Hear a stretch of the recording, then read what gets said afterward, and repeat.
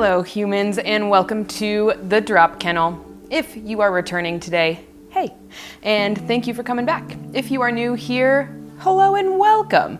My name is Kate. I am your host of the Drop Kennel YouTube and podcast.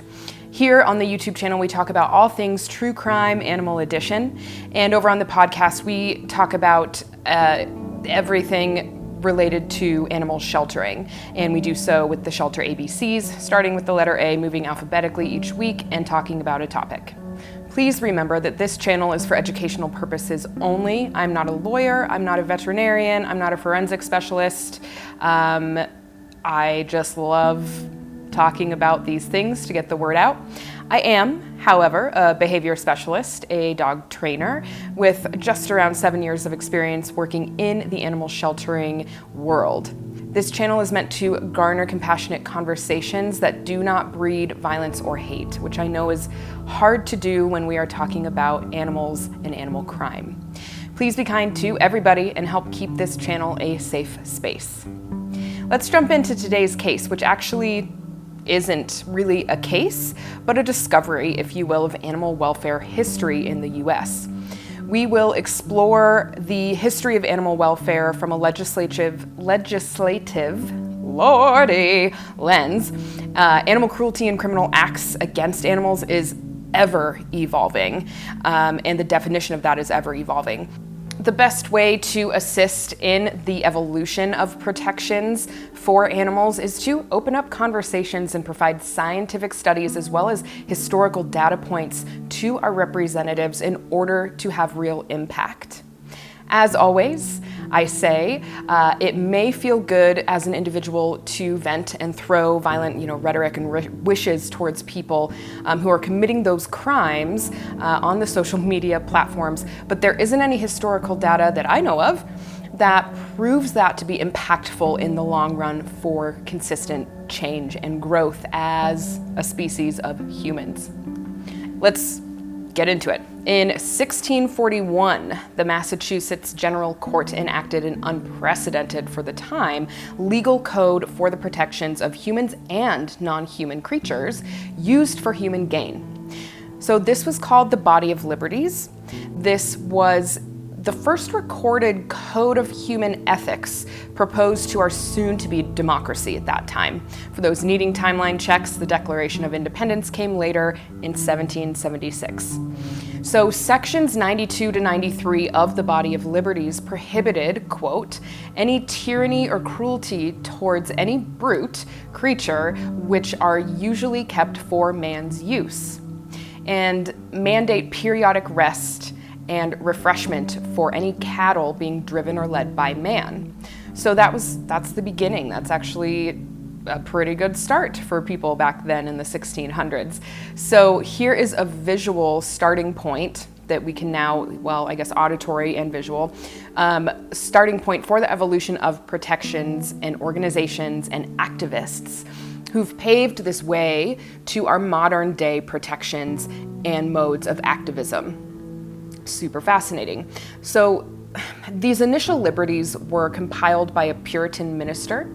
Nathaniel Ward was his name. And what I find really interesting is the connection between religion and basic human living creature rights of existence.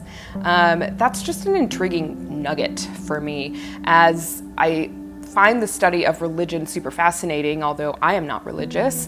I wasn't expecting, I wasn't really expecting there to be a religious thread woven into the history of animal advocacy, although I'm not surprised because there are religious threads through the world's entire history. Who knows? It took me a while to get there, you guys. So I don't know why. That's just the way my brain hole works, hard at work up here. So with this starting point in mind, let's pop over to ye old Great Britain. I'm sorry. Believe it or not, I did okay-ish in all of my acting classes. Between 1822 and 1824, where we have some budding abolitionists and evangelicals stepping up to activate animal protection laws and animal protection agencies or organized societies. These actions really created a roadmap for our growing independent union as the US to do the same. So we started mirroring a lot of those actions that were happening in ye olde Great Britain. That wasn't, nope. Hey. During what was known as the Second Great Awakening. So this is between, that timeline is about 1790 to 1840. Many Christian ministers would start to preach animal kindness and agency as they would be examples of positive Christian behavior and a barometer for general human morality. So let's move a little bit forward to the end of the Civil War with that past, with that previous anecdote in mind. And there was so much documentation for the Civil War, during the Civil War, and reporting on the number of humans and their horses that passed, that were unalived, that rattled many cages for animal rights activists. And quote, animal protectionists believed that creaturely kindness was a marker of advanced civilization, which could rectify a fractured nation or world. I friggin' love this insight. This quote comes from a report which I used as a resource and as research for this channel and for this episode. The historian's name is Janet M. Davis, who's a historian who wrote a paper discussing this very topic that we're talking about today. And I'll be linking it below in the description for you to partake in, should you choose, should you be a history junkie like me. What I want to speak to before we move on to this timeline is that idea that sprouted so long ago, before our, great United States became such, that people who were providing protections and feeling passionate about the protections for animals were making the connection of being kind to them could actually change a nation. Because it speaks to, when you are cruel to animals, it speaks volumes to human behavior, right? Because it is the humans enacting this. It is not the species like the dogs, cats, wolves, buffalo, horses, cattle. They're not enacting any real violence towards each other. They're acting instinctually, which could become violent depending on the situation and the resources around those animals, but that is instinct. And I wonder where our instinct kicked in, well, not ours, I will say, where some instincts in humans who don't see any sort of problem or don't see the line between animal abuse and neglect and just your normal kind of outlook and position on life is really fascinating, and I'm so curious about it. Again, I'm not a psychologist, so I don't know how to dive deeper in that and have it be impactful. All I can offer is kind of my own nuance around it, but it is something important to think about. And I think as animal advocates, I think it's super important to maybe add that idea of, hey, this kindness that we provide and desperately want for these animals could indeed shift our own human behavioral evolution over time. Granted, it's been a long time since this statement was kind of made, back in that Second Great Awakening. So it's just a fascinating through line to think of. Those are my thoughts by me, thoughts by Kate. Yeah. So I think that statement alone speaks volumes to how constant the underlying goal of animal protections is to be viewed as in today's modern times. Does that make sense? Meaning, making small adjustments in how our own behavior or perceived entitlement as humans towards how we consume and view the animal world could make huge impact, you guys, on the world as a whole, not just in the US, but just kind of everywhere, right? So then comes this big forward plunge in the history of animal welfare and protections. So this one is probably my favorite little factual nugget. On April 10th, 1866, the ASPCA was born.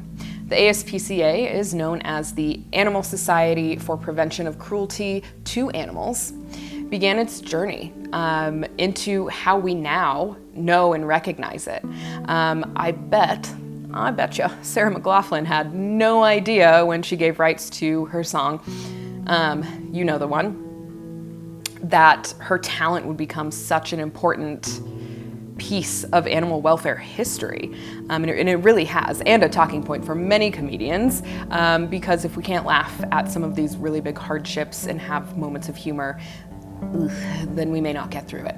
Anyway, the ASPCA became amalgamated with the New York legislature to provide hands-on policing by its members, so by the ASPCA members, to look for, observe, and report animal cruelty to the legislature.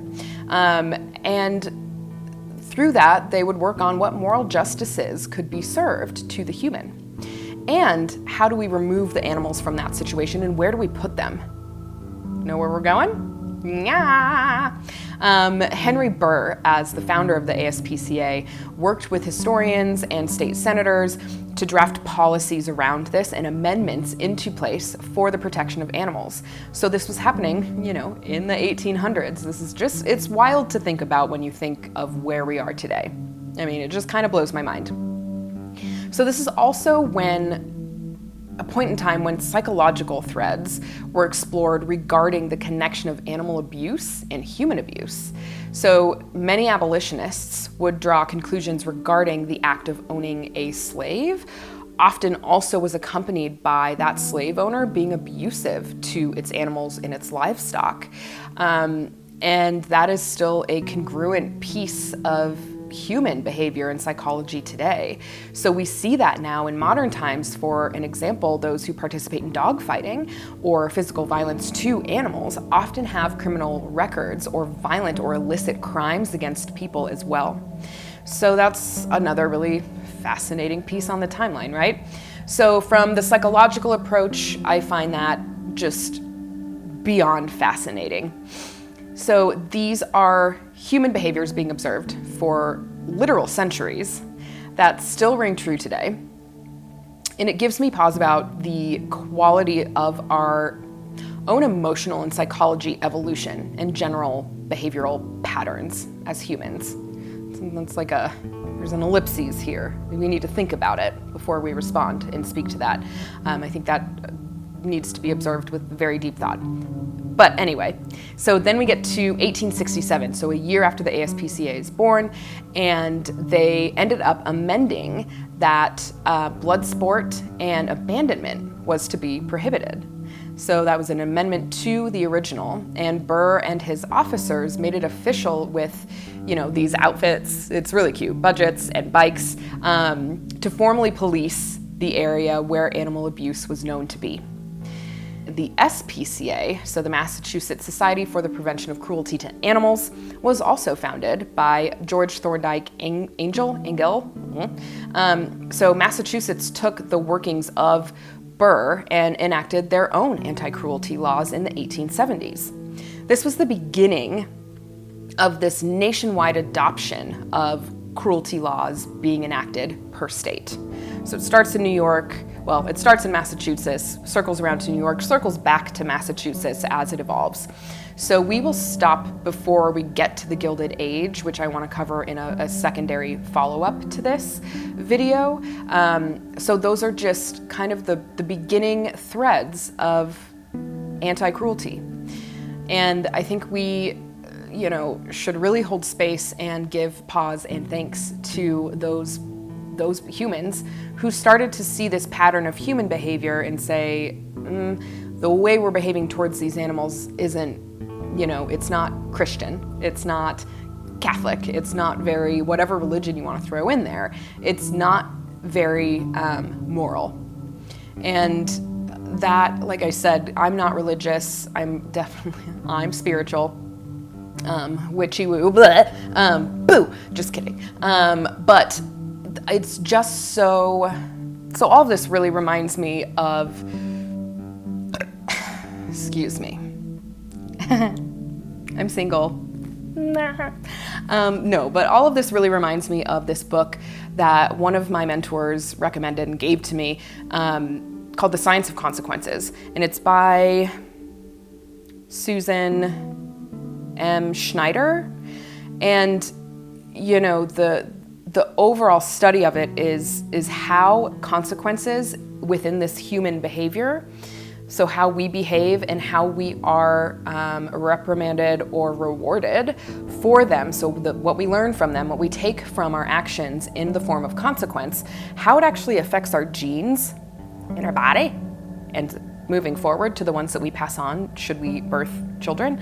And it changes the brain and it changes our impact on the world. And it's a really, God, it's such a great read. I strongly recommend it. But what it speaks to is a lot of what we just covered, this really brief little snapshot of history regarding the protection of animals and what it is exactly we're doing while we coexist with them. And I think there's such heavy argument, especially right now in the dog training world, how we appropriately coexist with animals. And there's a lot of polarizing opinions on it. You know, some people are saying, like, you be the alpha and, you know, you lead and submit the dog to you or your cat or whatever animal, and you coexist with them that way, like you be the leader of the pack. And then there's another group that's saying, hey, you can actually be you can have a partnership with this animal. They're fully mentally and cognitively capable of that. It may not be like a human to human coexistence, but coexistence, whatever. Hopefully you know what I'm trying to say. But you know, it just, God, sorry, I'm getting really nuanced and like sort of wishy-washy about this, but it's almost too big of an equation through history, historically speaking, of like seeing all these blips on this timeline of when we are deciding, we as a human society, when we are deciding that how we treat certain species and certain animals is not moral. And it's too much almost for my brain to even remotely comprehend how we started here and then we're now here, and there's all this shit that happened in the middle that led us to here, and all the shit that happened in the middle, all this stuff that happened in the middle was like 3 steps forward, 5 steps back, 6 steps forward, and maybe 2 steps back, and then 5 steps forward and half a step back. So there's this little tango going on this historical timeline that then gets us to this realization now, like as of today, that I question whether we as humans have really psychologically evolved as much as we think we have. So with that emotional IQ and that psychological IQ and then general IQ, how did we get here? And are we doing the best that we can? I know the societies that are working within our country are the HSUS, Alley Cat Allies, ASPCA, all SPCAs are really working hard towards continuing this fight and continuing to push the evolution forward in an impactful way. But you still have the people committing the crimes or getting the misinformation and then acting upon that misinformation, and it affects the animal. And how will there ever be a final stop? Will there ever be this, magical coexistence between human and animal where a lot of the personal, opinions or insights or subjective insights disappear? I don't know. As witchy as I may be, I am not a fortune teller.